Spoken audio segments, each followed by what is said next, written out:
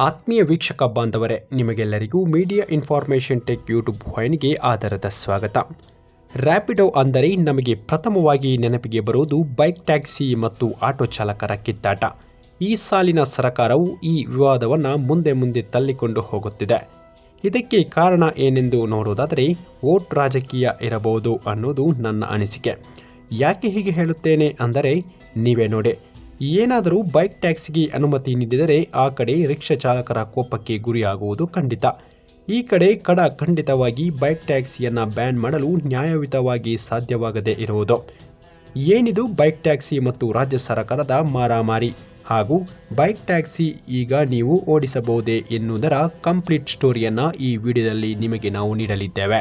ವಿಡಿಯೋವನ್ನು ಸಂಪೂರ್ಣವಾಗಿ ನೋಡುವುದರ ಮೂಲಕ ನಮ್ಮ ಚಾನಲನ್ನು ಸಬ್ಸ್ಕ್ರೈಬ್ ಮಾಡಿಕೊಳ್ಳಿ ಹಾಗೂ ಬೆಲ್ ಐಕನ್ ಕ್ಲಿಕ್ ಮಾಡುವುದನ್ನು ಮಾತ್ರ ಮರೆಯಬೇಡಿ. ಬೈಕ್ ಟ್ಯಾಕ್ಸಿ ಓಡಿಸುವವರು ಹಾಗೂ ಬೈಕ್ ಟ್ಯಾಕ್ಸಿ ಅವಲಂಬಿತವಾದವರಿಗೆ ಒಂದು ಸಂದೇಶವನ್ನು ಕೊಟ್ಟು ಮುಂದೆ ಸಾಗುತ್ತೇನೆ. ಮೊನ್ನೆಯಷ್ಟೇ ನಡೆದ ಒಂದು ಘಟನೆಯನ್ನು ನಿಮ್ಮ ಮುಂದೆ ವಿವರಿಸುತ್ತೇನೆ. ಬೈಕ್ ಟ್ಯಾಕ್ಸಿಗಾಗಿ ಅಗ್ರಿಗೇಟರ್ ಆ್ಯಪ್ ಮುಖಾಂತರ ಬೈಕನ್ನು ಬುಕ್ ಮಾಡುತ್ತಾನೆ ಒಬ್ಬ ವ್ಯಕ್ತಿ. ಬುಕ್ ಮಾಡಿದ ಕೆಲವೇ ಕ್ಷಣದಲ್ಲಿ ಬೈಕ್ ಟ್ಯಾಕ್ಸಿ ಬರುತ್ತದೆ. ಬೈಕ್ ಟ್ಯಾಕ್ಸಿಯಲ್ಲಿ ಹತ್ತಿಸಿಕೊಂಡ ಚಾಲಕ ರಸ್ತೆಗೆ ವಿರುದ್ಧ ದಿಕ್ಕಿನಲ್ಲಿ ಬೈಕನ್ನು ಚಲಾಯಿಸುತ್ತಾನೆ. ಇದನ್ನು ಗಮನಿಸಿದ ಪ್ರಯಾಣಿಕ ಏನನ್ನು ಕೇಳುವುದಿಲ್ಲ. ಸ್ವಲ್ಪ ಮುಂದೆ ಕ್ರಮಿಸಿದ ಬೈಕು ಒಂದು ಬಸ್ಸಿಗೆ ಡಿಕ್ಕಿ ಹೊಡೆಯಬೇಕಿತ್ತು. ದುರಾದೃಷ್ಟವಶ ಒಂದು ಬುಲೆಟ್ ಬೈಕಿಗೆ ಅಪ್ಪಳಿಸುತ್ತಾನೆ. ಬುಲೆಟ್ ಬೈಕಿನ ಬಲವಾದ ಹೊಡೆತಕ್ಕೆ ಆ ವ್ಯಕ್ತಿ ನಡೆದಾಡಲು ಆಗದ ಪರಿಸ್ಥಿತಿಯಲ್ಲಿ ಬೆಡ್ ರೆಸ್ಟ್ ಮಾಡುತ್ತಿದ್ದಾನೆ. ಇಂತಹ ಸಂಭಾವ್ಯ ಸಮಸ್ಯೆಗಳು ಆಗದಂತೆ ಬೈಕನ್ನು ಓಡಿಸಿ. ಅತಿಯಾದ ಸ್ಪೀಡ್ ಹಾಗೂ ವಿರುದ್ಧ ದಿಕ್ಕಿನಲ್ಲಿ ಪ್ರಯಾಣ ಬೇಡ. ನೀವು ಹತ್ತುವ ಬೈಕ್ನಲ್ಲಿ ಇನ್ಶೂರೆನ್ಸ್ ಇದೆಯೇ ಎಂಬುದನ್ನು ಪರೀಕ್ಷಿಸಿಕೊಳ್ಳಿ ಹಾಗೂ ಬೈಕಲ್ಲಿ ಹೆಲ್ಮೆಟ್ ಧರಿಸುವುದನ್ನು ಮಾತ್ರ ಮರೆಯಬೇಡಿ. ಬೈಕ್ ಟ್ಯಾಕ್ಸಿಯ ಉಗಮದ ಬಗ್ಗೆ ಸ್ವಲ್ಪ ತಿಳಿದುಕೊಳ್ಳುವ. ಬೈಸಿಕಲ್ ಟ್ಯಾಕ್ಸಿಗಳು ಬೋಡಾಸ್ ಪರಿಕಲ್ಪನೆಯು ಪೂರ್ವ ಆಫ್ರಿಕಾದಲ್ಲಿ, ನಿರ್ದಿಷ್ಟವಾಗಿ ಕೀನ್ಯಾ ಉಗಾಂಡ ಗಡಿಯಲ್ಲಿರುವ ಒಂದು ಪಟ್ಟಣದಲ್ಲಿ 1960ರ ದಶಕದಲ್ಲಿ ಪ್ರಾರಂಭವಾಯಿತು. ಆರಂಭಿಕ ರೂಪವು ವ್ಯಾಪಾರಕ್ಕಾಗಿ ಗಡಿಯುದ್ದಕ್ಕೂ ಪ್ರಯಾಣಿಕರನ್ನು ಸಾಗಿಸಲು ಮಾರ್ಪಡಿಸಿದ ಸೈಕಲ್ಗಳನ್ನು ಬಳಸಿತ್ತು. ಮೋಟಾರ್ ವಾಹನಗಳನ್ನು ಬಳಸುವ ಪರಿಕಲ್ಪನೆಯ ವಿಭಿನ್ನ ಪುನರ್ವರ್ತನೆಯಾದ ಮೋಟಾರ್ ಸೈಕಲ್ ಟ್ಯಾಕ್ಸಿ ಸೇವೆಯು ಬಹಳ ನಂತರ ಹೊರಹೊಮ್ಮಿತ್ತು.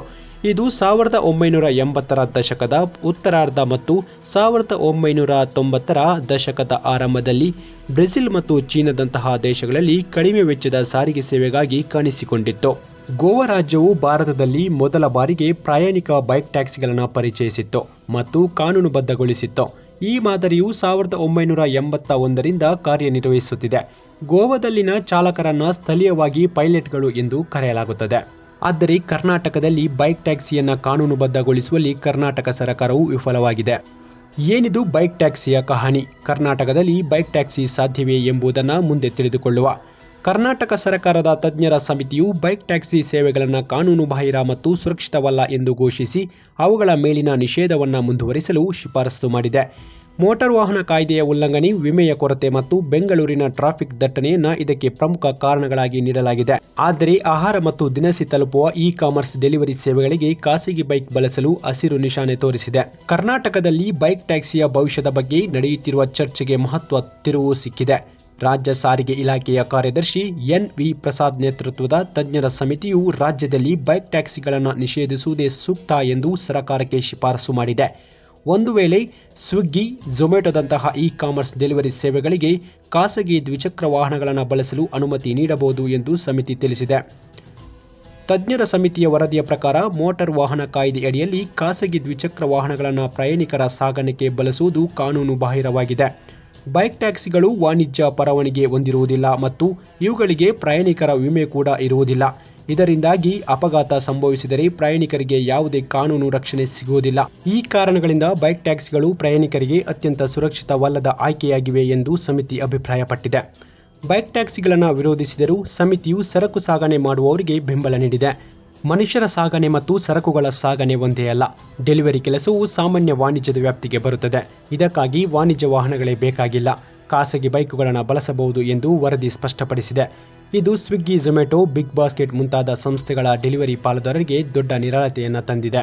ಬೆಂಗಳೂರಿನ ಟ್ರಾಫಿಕ್ ಸಮಸ್ಯೆಗೆ ಬೈಕ್ ಟ್ಯಾಕ್ಸಿ ಪರಿಹಾರವಲ್ಲ, ಬದಲಿಗೆ ಸಮಸ್ಯೆ ಎಂದು ಸಮಿತಿ ಹೇಳಿದೆ. ಒಂದು BMTC ಬಸ್ಸಿನಲ್ಲಿ 30 ಅಥವಾ 40 ಜನ ಸಂಚರಿಸಬಹುದು. ಆದರೆ ಅಷ್ಟೇ ಜನರನ್ನು ಸಾಗಿಸಲು 30 ಬೈಕ್ಗಳು ಬೇಕಾಗುತ್ತವೆ. ಇದು ರಸ್ತೆಯಲ್ಲಿ ದಟ್ಟಣೆಯನ್ನು ಹೆಚ್ಚಾಗುತ್ತದೆ. ಅಲ್ಲದೆ ಬೈಕ್ ಟ್ಯಾಕ್ಸಿಗಳು ಬಸ್ಗಳಿಗಿಂತ ಅಗ್ಗ ಎಂಬ ವಾದವನ್ನು ಸಮಿತಿ ತಳ್ಳಿಹಾಕಿದೆ. ಮತ್ತೊಂದು ಗಂಭೀರ ವಿಚಾರವೆಂದರೆ ಗ್ರಾಮೀಣ ಭಾಗದ ಒಂದು ಬಡ ಕುಟುಂಬದ ವಿದ್ಯಾರ್ಥಿಗಳು ತರಗತಿಯನ್ನು ತಪ್ಪಿಸಿಕೊಂಡು ಬೈಕ್ ಟ್ಯಾಕ್ಸಿ ಓಡಿಸುತ್ತಿದ್ದಾರೆ. ಪೋಷಕರು ಓದಲೆಂದೇ ಕೊಡಿಸಿದ ಬೈಕು ವಾಣಿಜ್ಯ ಬಳಕೆಯಾಗುತ್ತಿದ್ದು ಇದು ವಿದ್ಯಾರ್ಥಿಗಳ ಭವಿಷ್ಯದ ಮೇಲೆ ಪರಿಣಾಮ ಬೀರುತ್ತದೆ ಎಂದು ಸಮಿತಿ ಕಳವಳ ವ್ಯಕ್ತಪಡಿಸಿದೆ. ಅನಿಯಂತ್ರಿತ ಬೈಕ್ ಟ್ಯಾಕ್ಸಿಗಳ ಬದಲು ಸರ್ಕಾರವು ಬಿಎಂಟಿಸಿ ಅಥವಾ ಮೆಟ್ರೋ ವ್ಯವಸ್ಥೆಯನ್ನು ಬಲಪಡಿಸುವತ್ತ ಗಮನ ಹರಿಸಬೇಕು. ಪಿಎಂ ಇ ಡ್ರೈವ್ ಯೋಜನೆಯಡಿ ಎಲೆಕ್ಟ್ರಿಕ್ ಬಸ್ಗಳನ್ನು ಹೆಚ್ಚಿಸುವುದು ಮತ್ತು ಮೆಟ್ರೋ ಫೀಡರ್ ಸೇವೆಯನ್ನು ಉತ್ತಮಗೊಳಿಸುವುದು ಬೆಂಗಳೂರಿನ ಸಂಚಾರ ಸಮಸ್ಯೆಗೆ ಶಾಶ್ವತ ಪರಿಹಾರವಾಗಬಲ್ಲದು ಎಂದು ವರದಿ ಸಲಹೆ ನೀಡಿದೆ. ಸಮಿತಿಯ ವರದಿಯನ್ನು ನೋಡುತ್ತಾ ಇದ್ದರೆ ಕರ್ನಾಟಕದಲ್ಲಿ ಬೈಕ್ ಟ್ಯಾಕ್ಸಿ ಓಡಿಸಬಹುದೇ ಎಂಬ ಪ್ರಶ್ನೆಗೆ ಉತ್ತರ ನಮ್ಮಲ್ಲಿ ಇಲ್ಲ ಅನ್ನೋದು.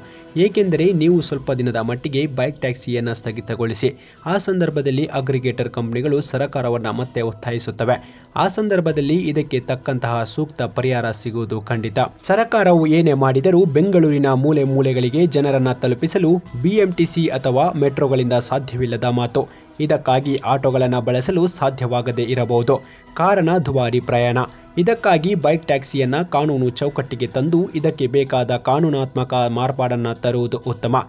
ಹಾಗೂ ಇದನ್ನೇ ನಂಬಿಕೊಂಡಿರುವವರ ಬದುಕಿನಲ್ಲಿ ಸರ್ಕಾರವು ಆಶಾದಾಯಕ ಬೆಳಕನ್ನು ಹರಿಸಲಿ ಎನ್ನುತ್ತಾ ಈ ವಿಡಿಯೋವನ್ನು ಇಲ್ಲಿಗೆ ಮುಗಿಸುತ್ತೇನೆ. ಇನ್ನೊಂದು ಹೊಸ ಅಧ್ಯಾಯದೊಂದಿಗೆ ನಿಮ್ಮ ಜೊತೆಯಾಗುತ್ತೇನೆ. ಅಲ್ಲಿಯವರೆಗೂ ನಿಮಗೆಲ್ಲರಿಗೂ ಶುಭವಾಗಲಿ. ಜೈ ಹಿಂದ್, ಜೈ ಭಾರತ್ ಮಾತೆ.